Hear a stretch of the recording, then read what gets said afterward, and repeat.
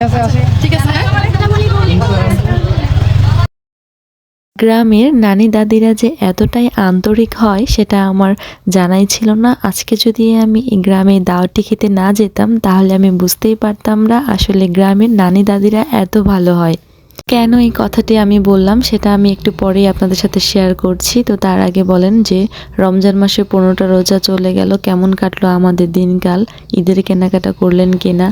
আসলে আমি সেভাবে করে আর আগের মতো সময় পাই না, কারণ রমজান মাস পড়েছে, রোজা রেখে সংসারের কাজকর্ম সামলিয়ে আবার রুফাইফের দুষ্টামি তো দিন দিন বেড়েই চলছে। সব কিছু মিলিয়ে আসলে সেভাবে খুব একটা সময় পাই না তেমন করে, যার কারণে আমি মানে ভিডিও প্রতিনিয়ত আপলোড করতে পারছি না আসলে। তো এই ভিডিওটা আমার আগেরই করা ছিল। মূলত আমরা গিয়েছিলাম আমাদের এক স্টুডেন্টের ছোট ভাইয়ের আকিকাতে। তার একমাত্র ছোট ভাই, 3 বোনের পরে একটি আদরের ছোট ভাই হয়েছে, যার কারণে এত বড় আয়োজন করা হয়েছে। আমার আসলে এই দাওয়াতটাতে যাওয়ার কথা ছিল না, তারপরেও যাওয়া হলো আর কি। তো যাই হোক, এই তো আমরা পৌঁছে গিয়েছি দাওয়াতটা খেতে। তো এই তো মাইমুনার ছোট ভাইয়েরই আকিকা ছিল। তো এখানে আসার পরে মাইমুনার মাইমুনার দাদি এতটাই আন্তরিক ছিল যে তার আন্তরিকতার কথা আমি বলেও শেষ করতে পারবো না। আমরা যাওয়ার সাথে সাথে তিনি আমাদের সাথে এত পরিমাণ গল্প করেছেন এবং এত আন্তরিকতা দেখিয়েছেন যে কি বলবো, সেটা মানে আমার ভাষায় আমি প্রকাশ করতে পারবো না। আসলে তিনি একজন খুবই ভালো মানুষ, আমার তো খুব ভালো লেগেছে। আমি যদি এই দাওয়াতটাতে না যেতাম, অন্তত তার এই এত আপ্যায়ন, এত খাতির, তার এত আদর ভালোবাসা পেতাম না। আসলে তিনি একজন অপর মানুষকে যে এভাবে করে ভালোবাসা দেয় সেটা আমার জানাই ছিল না।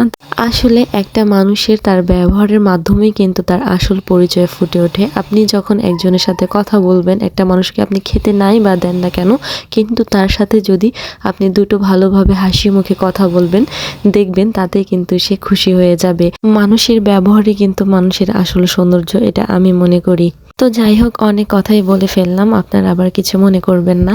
তো এই তো আমরা এখানে খেতে বসে গিয়েছি। এখানে আমাদের মানে খাওয়ার মেনুতে ছিল গরুর মাংস ছিল, খাসির মাংস ছিল এবং মজাদার একটা সবজি ছিল। তো আলহামদুলিল্লাহ আমরা খেয়েছি।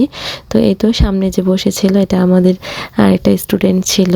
ও অনেক লজ্জা পাচ্ছিল, আসলে ও আমাদের সামনাসামনি বসেছিল, যার কারণে খুবই লজ্জা পাচ্ছিল। তো এই তো আমরা খাওয়া দাওয়া শেষ করে এসে আমরা নতুন বাবুকে দেখতে চলে এসেছি। মাশাআল্লাহ, বাবু দেখতে তো অনেক সুন্দর ছিল, অনেক কিউট ছিল। এটা মাইমুনার অনেক আদরের, অনেক ভালোবাসার ছোট্ট একটি ভাই। ওর ভাইয়ের জন্য দোয়া করবেন সবাই, ও যেন সুস্থ থাকে, সবসময় ভালো থাকে। ভিডিওটি আপনাদের কাছে কেমন লাগছে অবশ্যই কমেন্ট করে জানাবেন। ভুল ত্রুটি হলে ক্ষমার দৃষ্টিতে দেখবেন। এই তো মাইমুনা ও তার ছোট ভাইকে বিদায় দেওয়ার সাথে সাথে আমাদের বাকি প্রিয় স্টুডেন্টগুলোও চলে আসলো। তো ওরাও ওর স্যারের সাথে একটু কথা বললো, একটু হাসি মজা করলো। তো খুবই ভালো লাগলো আসলে সময়টা। তো সবাই ভালো থাকবেন, সুস্থ থাকবেন, আশা করছি। সবার জন্য দোয়া ও অনেক বেশি শুভকামনা রইল।